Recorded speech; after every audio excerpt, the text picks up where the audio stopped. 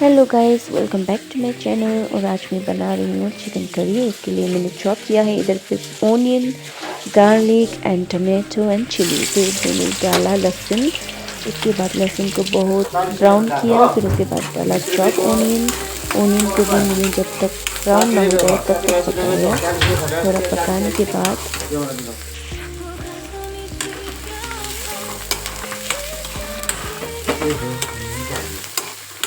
फिर अच्छे से मिक्स करने के बाद जब ब्राउन हो जाए तब तक पकाने के बाद इधर पे अनिल देखा दाजुले तो अनिल चाहिँ दाजु पपकर्न बना रहा भुटेको है पॉपकॉर्न। तेलमा चाहिँ के हाल्नुपर्छ नुन हाल्नुपर्छ अरे त्यहाँदेखि हाल्छ मकै मकै त्यहाँदेखि मकै हालेर के हुन्छ मेरो सब्जी एकदम प्याज चाहिँ फ्राई हुँदैछ।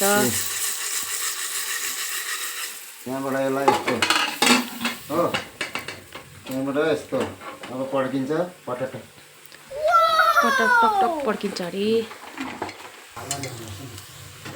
मेरो चाहिँ हल्का ब्राउन भएपछि मैले हालेँ टमाटर।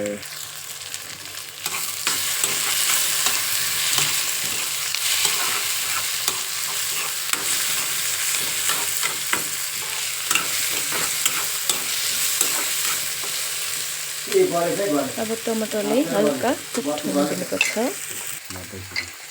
कटक टक टक गर्दैछ।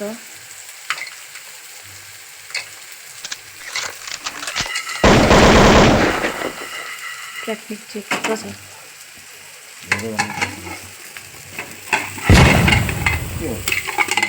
उछिँदैछ। तेल कम्ती भन्छ कम्ती रहेछ अलिक हाल्दा हुन्छ।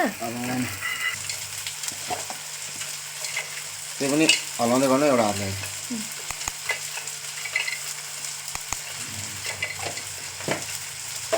पठाइदिनै पर्छ यो उता सिलगढीमा के बाक्दैछ यहाँ गर्छ नि भन्नु भएन बोल्नु भएन नि म त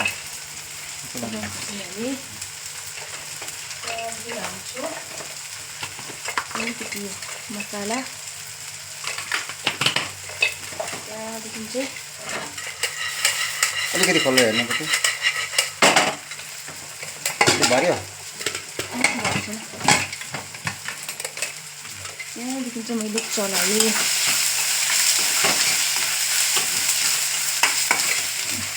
20 रुपियाँको मकै के भन्नु हल्का पानी हाल्यो। चिकचिको भयो ग्रेभी। त्यहाँदेखि चाहिँ नुन हालेँ।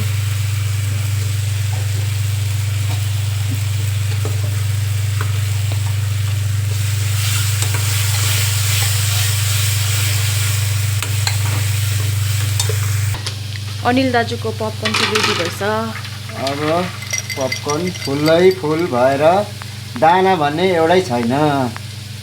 यत्तिको चाहिँ हुनु पऱ्यो नि। एउटा पनि दाना छैन यसमा चाहिँ। सबै फुलेको पपकर्न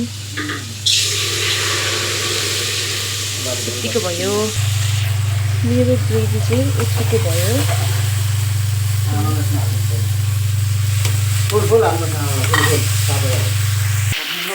त्यहाँदेखि चाहिँ मैले हालेँ चिकन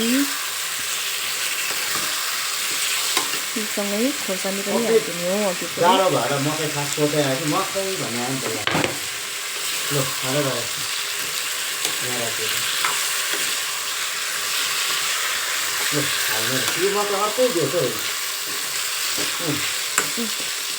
दालमा खाँदै यत्तिकै राख्नु हो अलिकति।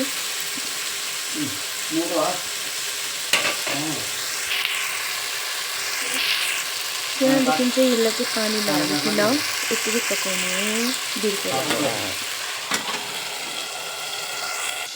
मकै खाएर अब अनिल दाजुले चाहिँ मकै खाएर खाँदैछ अब। पपकर्न आमा चाहिँ बाहिर हेर्दैछ। गाडीको गाडीको नाइट ड्युटी गर्दैछ यहाँ। अँधेरो भइसक्यो। टाइम चाहिँ 5:30 भइसक्यो। चारा पपकर्न खाँदैछु अब चाहिँ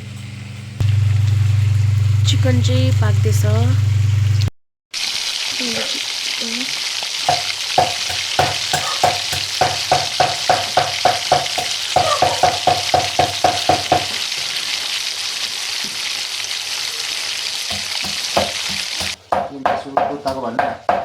यो चाहिँ कुकुरको लागि मासु हामी त कुकुरलाई पनि यसरी काटिदिन्छ यो चाहिँ भाँडा हो कुकुरको पकाउने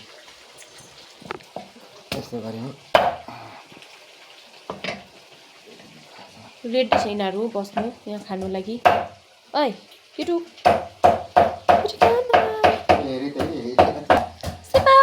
अर्को यहाँ छ रेडी छ यहाँ खानु लागि अब चाहिँ मेरो खाना रेडी भयो thank you guys for watching